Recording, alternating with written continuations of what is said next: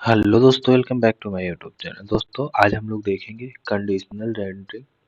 आमतौर पे दोस्तों इसे रिएक्ट में सबसे ज़्यादा पूछा जाता है, बट कभी कभी इंटरव्यूअर क्या करता है, जावास्क्रिप्ट में पूछ देता है। क्योंकि दोस्तों कंडीशनल रेंडरिंग जावास्क्रिप्ट का पार्ट है, तो वो अक्सर पूछ ही देते हैं जावास्क्रिप्ट में।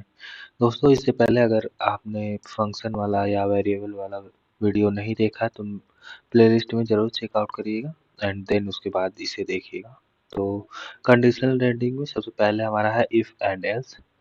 इफ मतलब दोस्तों सही हो तब चलेगा, एल्स मतलब जब सही ना हो तब चलेगा। तो चलिए इसको देखते हैं।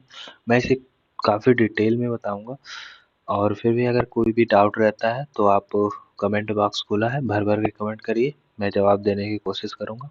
तो चलिए एक सिंपल सा लेते हैं फंक्शन। और अगर फंक्शन में दोस्तों डाउट है तो ज़रूर चेकआउट करिएगा प्लेलिस्ट की वीडियो। तो पहले मैं एक फंक्शन बनाता हूँ। आप इसे नॉर्मल भी कर सकते हैं, पहले नॉर्मल करके ही दिखाता हूँ, उसके बाद फंक्शन में ले लूँगा।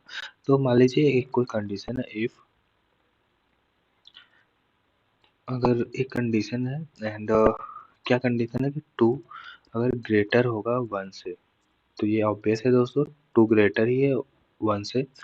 तो हम लोग एक कंडीशन चलाएंगे कि कंसोल कर दो, कंसोल कर दो क्या, कंसोल कर दो कि है। तो हम लोग क्या कंडीशन चलाएंगे, है। दोस्तों याद रहे जब ये कंडीशन सही होगा तभी ये चलेगा, यानी तभी ये कंसोल होगा। अगर दोस्तों ये गलत हो जाता है, मान लीजिए अगर ये गलत हो जाता है तो कौन सी कंडीशन चलेगी, एल्स वाली। एल्स वाली क्या कहेगी, एल्स वाली कहेगी सॉरी। एल्स वाली क्या कहेगी दोस्तों, सॉरी, यानी कंडीशन नहीं चली तो सॉरी। अब हम इंस्पेक्ट पे जाते हैं एंड चेक करते हैं कि क्या वैल्यू हमें मिल रही है। यहाँ पर कंसोल, ओके। तो देखिए दोस्तों यहाँ पर है मिल रहा है क्योंकि ये कंडीशन सही है। अगर मैं टू लेस देन वन कर दूं तो ये कंडीशन दोस्तों गलत है, तो यहाँ पर क्या होगा, सॉरी चलेगा। आई होप दोस्तों इफ ऐसा आपको समझ में आ गया होगा। इफ तभी चलता है जब कंडीशन सही होती है, और एल्स तब चलता है जब कंडीशन गलत होती है। उसके बाद दोस्तों अगर हम लोग इसे एक फंक्शन के थ्रू देखना चाहें तो उसको भी देख सकते हैं। तो मैं यहाँ पर एक जल्दी से फंक्शन ले लेता हूँ। मैं दोस्तों ज़्यादातर क्या करता हूँ, वीडियो स्टेप बाय स्टेप और बहुत ही स्लो दिखाता हूँ। कुछ लोग कहते हैं कि काफ़ी स्लो हो जाती है वीडियो, बट दोस्तों अगर मैं एक एक स्टेप आपको दिखाऊंगा तो आप लोगों को भी समझ में आएगा कि कहाँ से क्या होता है। तो ये हमारा सिंपल सा हो गया। पैरामीटर्स अभी हम लोग कुछ भी नहीं ले रहे हैं। एंड देन दोस्तों हम लोग क्या करते हैं, एक इफ कंडीशन चलाते हैं। इफ वही सेम दोस्तों, टू ग्रेटर देन वन, यही चला देते हैं। ओके, ये दोबारा आ गया। एंड देन दोस्तों क्या करते हैं, अगर ये कंडीशन सही हो तो हम लोग रिटर्न कर देते हैं। चलिए यहाँ पर रिटर्न कर देते हैं। क्या रिटर्न करेंगे दोस्तों, ए बी सी डी, ये कर देंगे। एल्स में क्या करेंगे दोस्तों, एल्स उसी तरह है दोस्तों। एल्स एल्स में हम लोग सिंपल सा रिटर्न कर देंगे। कंसोल नहीं करा रहा हूँ, यहाँ पर रिटर्न करा रहा हूँ। आप चाहे तो कंसोल करा के देख लेंगे। नो नो फाइंड, कुछ भी आप लिख सकते हैं, मतलब यानी कुछ भी इसने नहीं पाया। एंड देन दोस्तों कंसोल कराएंगे, यानी फंक्शन को कॉल करना पड़ेगा हमें। आई होप ये पता होगा, अगर नहीं पता है तो ज़रूर चेकआउट करिएगा मेरी पिछली वीडियो। तो अभी देखिए हमने सिर्फ फंक्शन को बुलाया है, कॉल नहीं कराया। तो अब मैं कॉल करा देता हूँ एंड देखिए दोस्तों, नो फाइंड, क्योंकि यहाँ पे टू लेस देन वन है। अगर मैं टू ग्रेटर देन वन कर देता हूँ तो हमें रिटर्न होगा A B C D. I hope दोस्तों आपको ये सारी बात क्लियर हो गई होगी। अगर क्लियर हो गई होगी तो लाइक कर दीजिएगा। चलते हैं हम लोग आगे और देखते हैं टर्नरी ऑपरेटर। टर्नरी ऑपरेटर भी सेम दोस्तों इफ एल्स का ही है, बट ये शॉर्टकट तरीका है एंड रिएक्ट में आप इसे ही सबसे ज़्यादा यूज़ करेंगे एंड अक्सर हॉट टॉपिक बना रहता है, इंटरव्यूअर पूछ ही देता है। तो सबसे पहले हम लोग एक फंक्शन ही ले लेते हैं, फंक्शन में आसानी से मैं समझा दूँगा। फंक्शन एंड फंक्शन सेम वही फंक्शन हम लोग ले लेते हैं माय पेरेंट नाम का, इसी को मैं ले लेता हूँ।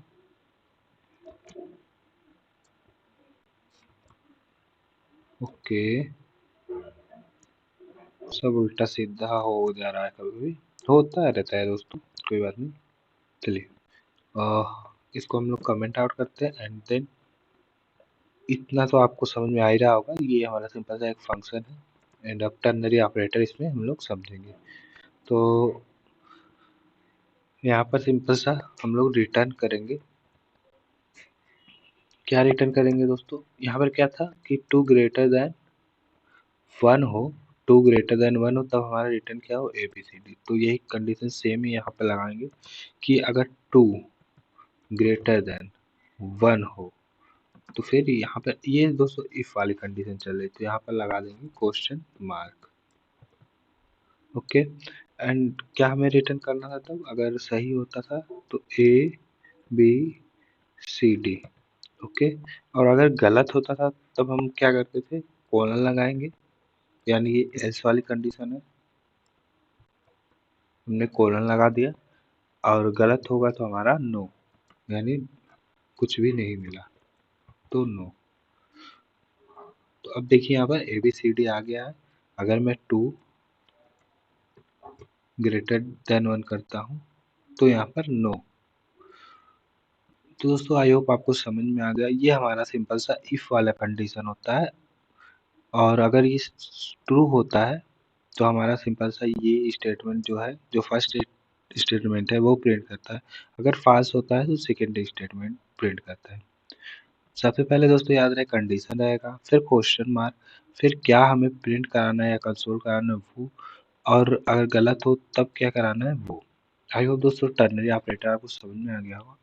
ये हमारा समझ लीजिए इफ वाला पार्ट का कंडीशन होता है, यानी कंडीशन होता है, और अगर इफ वाला पार्ट सही होता है तो हमारा क्या चलता है यहाँ पर ए बी सी डी, जैसे यहाँ पर चल रहा था, एंड गलत हो रहा था तब हमारा क्या चल रहा था, एल्स वाला। तो सेम वैसे ही है, बट यहाँ पर शॉर्ट हैंड प्रॉपर्टी है, पहले कंडीशन देंगे एंड क्वेश्चन मार्क लगाएंगे, अगर सही होगा तो फर्स्ट स्टेटमेंट चलेगा और गलत होगा तो सेकेंड स्टेटमेंट। आई होप दोस्तों आपको अच्छे से समझ में आ गया होगा। तो चलते हैं नेक्स्ट, देखते हैं हम सिंपल सा एंड ऑपरेटर। तो मैं सेम इसी को कॉपी करूंगा एंड इन्हें कर दूंगा कमेंट आउट, एंड आते हैं हम लोग देखते हैं सिंपल सा एंड ऑपरेटर। तो यही रिटर्न में ही हम लोग समझेंगे, क्या समझेंगे दोस्तों, कि अगर टू, कंट्रोल जेड करता हूँ, कि यहाँ पर क्या है, अगर टू ग्रेटर है वन से तो हम लोग एंड कंडीशन लगा देंगे। याद रहे दोस्तों एंड कंडीशन तभी चलता है जब हमारा सिंपल सा क्या हो, स्टेटमेंट सही हो, यानी कि यहाँ पर फॉल्स का कोई वो नहीं होता है, यानी कि यहाँ पर गलत कंडीशन आप नहीं ले सकते। यहाँ पे वैल्यू बुलियन में आएगी जब भी गलत कंडीशन होगा, यानी इसमें वैल्यू हमेशा बुलियन में आती है ट्रू एंड फॉल्स में। बट दोस्तों यहाँ पर आप अगर जैसे ही गलत कंडीशन लेंगे वो फॉल्स रिटर्न कर देगा, यानी वो आगे एग्जीक्यूट नहीं होगा। जैसे कि यहाँ टू लेस देन वन ले रहा हूँ एंड ऑपरेटर का यूज कर रहा हूँ एंड एबीसी ले रहा हूँ, तो ये एक स्टेटमेंट दोस्तों गलत है तो वो फॉल्स यहाँ पर रिटर्न कर दे रहा है। अगर मैं यहाँ पर दोस्तों टू ग्रेटर देन वन ले लूँ तो ये हमें एबीसी रिटर्न करेगा। आई होप दोस्तों आपको ये बात समझ में आ गई होगी कि एंड ऑपरेटर हमेशा ही ट्रू वैल्यू पे चलता है, अगर आप ट्रू वैल्यू लेते हैं तभी वो रिटर्न करेगा, वरना वो आपको बुलियन वैल्यू फॉल्स दे देगा। तो आप एंड ऑपरेटर का वहाँ यूज़ करें जब आपको श्योर हो कि वो वैल्यू जो भी आप ले रहे हैं, जो भी आप कंडीशन ले रहे हैं वो 100% सही है। उस दूसरी तरह दोस्तों ये देखा जाए कि हम लोग एंड ऑपरेटर का वहाँ यूज़ करते हैं जहाँ पर कंडीशन हमें ये देनी है कि अगर ये मिले तभी आगे बढ़ो, ना मिले तो आगे मत बढ़ो। वो वाले कंडीशन में हमारा सिंपल सा एंड ऑपरेटर होता है। चलिए आगे चलते हैं एंड नेक्स्ट देखते हैं हम, हमारा नेक्स्ट क्या है, स्विच स्टेटमेंट। दोस्तों ये दैनिक जीवन में भी हम लोग बहुत यूज़ करते हैं। फॉर एग्जांपल जैसे ही हम लोग कभी कभी कहीं लॉगिन करते हैं, तो अगर हमारा कंडीशन मिलता है तो वो लॉगिन होता है, और अगर नहीं मिलता है तो वो लॉगिन नहीं होता है एंड हमें वो बाहर कर देता है। या कभी कभी बहुत सारी चीज़ें हैं कि अगर ये चीज़ हमारे पास है, मान लीजिए फॉर एग्जांपल कि अगर हमारे पास एटीएम में 50 रुपये है और कोई चीज़ ऑफर में है, तो हमें मिल रहा है कि 50 रुपये अगर है तो हमें मिलेगा, 50 रुपये से कम है तो नहीं मिलेगा, तो वो बाहर निकाल देगा।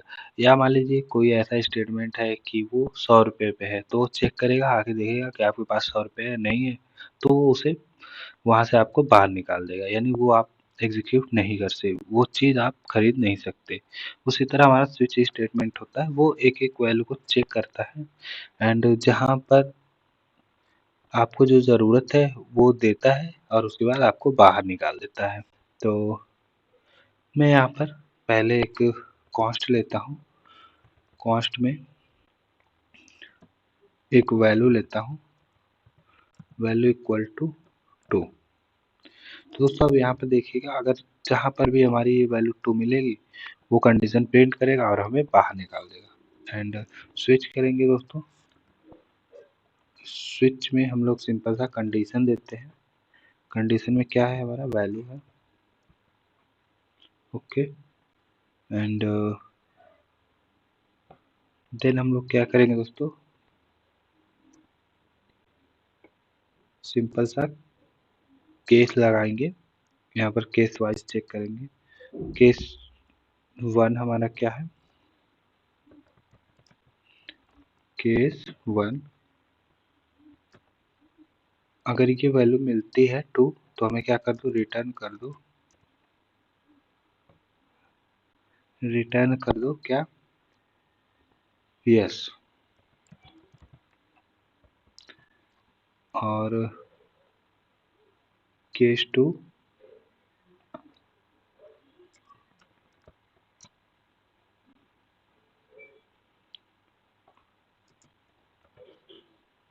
केस 2 में हम लोग ले रहे हैं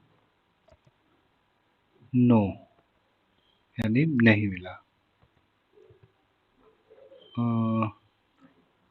केस 1 हमारा सही है, केस 2 गलत दिखा रहा है, क्यों दिखा रहा है, क्योंकि हम लोग ग्लोबल स्कोप से बाहर आ चुके हैं, तो हमें, सॉरी दोस्तों, स्कोप से बाहर आ चुके हैं, तो हमें स्कोप से बाहर नहीं है। केस 2 हमें क्या करेगा, रिटर्न करेगा नो। एंड एक डिफ़ॉल्ट लेंगे, डिफ़ॉल्ट केस, अगर कुछ भी ना मिले तो क्या करना है, हमें नल प्रिंट कर देना है। तो रिटर्न क्या करेगा, नल, रिटर्न नल।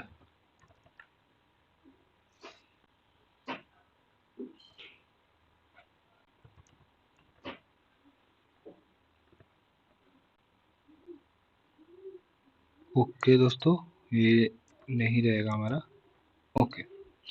इतना होगा दोस्तों कि ये पहला केस मैच कराएगा, अगर वो मैच होता है तो यस करेगा, फिर केस 2 मैच कराएगा, अगर वो मैच होता है तो वो रिटर्न करेगा, और अगर कोई मैच नहीं होता है तो वो सिंपल सा नल दे देगा।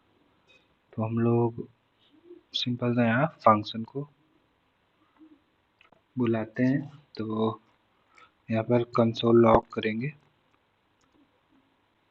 और फंक्शन का नाम दे देंगे एंड देन इसको कॉल। तो यहाँ पर नो प्रिंट हुआ है क्योंकि केस 2 पे हमने नो लिखा था, तो यहाँ पर ये मैच हो गया है 2, यानी वैल्यू मैच हो गई है और ये नो प्रिंट कर रहा है। और अगर हम लोग वैल्यू पे हम लोग क्या करते हैं, यहाँ पर बदल कर 1 कर देते हैं एंड ऊपर वाले को 2 कर देते हैं, तो 2 वाले पे मैच हो जाएगा एंड यस हमें रिटर्न करेगा। तो सिंपल सा दोस्तों स्विच स्टेटमेंट का काम होता है, जहाँ पर भी वैल्यू मैच हो जाए या जहाँ पर भी मैच होता है वो वहाँ पर वो स्टेटमेंट प्रिंट करके हमें बाहर निकाल के दे देता है। आई होप दोस्तों आपको कंडीशनल रेंडरिंग समझ में आएगा। अगर समझ में आया होगा तो ज़्यादा से ज़्यादा लोगों में शेयर करिएगा। मिलते हैं ऐसे ही धमाकेदार इंटरव्यू क्वेश्चन में। तब तक के लिए नमस्कार। जय हिंद, जय भारत।